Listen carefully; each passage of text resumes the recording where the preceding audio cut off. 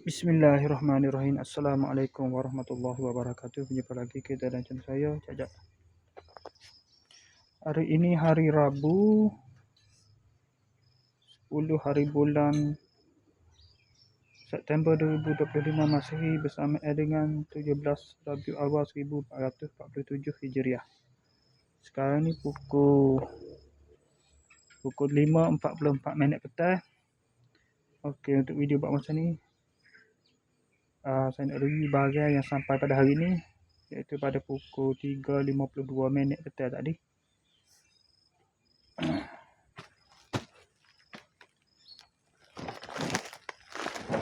Besar banyak ni. Ada 5 bilah semua pedai. Hak Demon Slayer lah. Dan Tanjiro hak warna hitam tu 2 bilah. Lepas tu Shinobu Kocho 1 bilah. Senami Sunagawa ada 1 bilah. 2 bilah Tanjiro. Senami Sunagawa 1 bilah. Gyu Tameoka sebilah. Lepas tu Shinobu Kachu sebilah. 5 bilah semua. Ada 5 semua. Ya.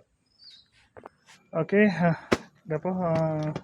Maring pukul 10 maring. 10.46 pagi kemarin saya buat pertama kali order dari Shopee kan. Sebab tu tak ada dari Shopee ni. Kalau hak besi hak tu sagi tempat nama apa? Shinobu ada, hak tu tak ada. Apa nama apa? Kanao. Suyuri Kanao kan, karakter tu tak ada. Dia buat display lah. Dalam Shopee dia hanya display saja. Tak ada besi dalam 30 ke bawah ni, tak ada. Agak benda tu, benda 30 ke bawah. Dia hanya ni dalam Shopee hari ni, hak order kemarin dijangkau sampai petang ni 20 ya 20 sen. 20 ya 19 sen. 20 sen lah. Mana nak bayar. Tu pun bocor sebagai pelanggan pertama. Lepas tu dia jual balik harga normal lah, 63 ya.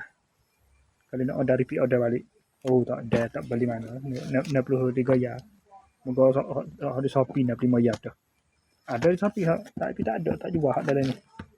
Hak kedai hak murah ni.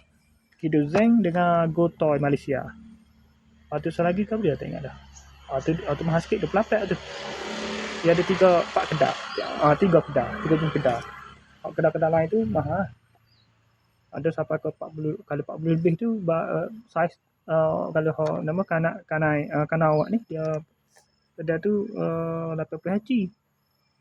40 ya. Kalau nak saiz ni 104 HC ni hak ada hak sampai gini ni. Sampai tadi ni. Dia 104 HC. 104 cm. Hak tu 80 cm. 100 cm panjang ni.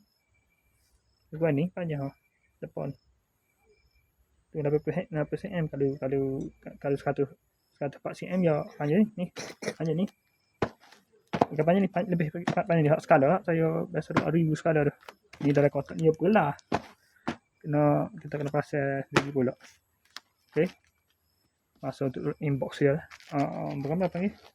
Inbox. Review buka lah.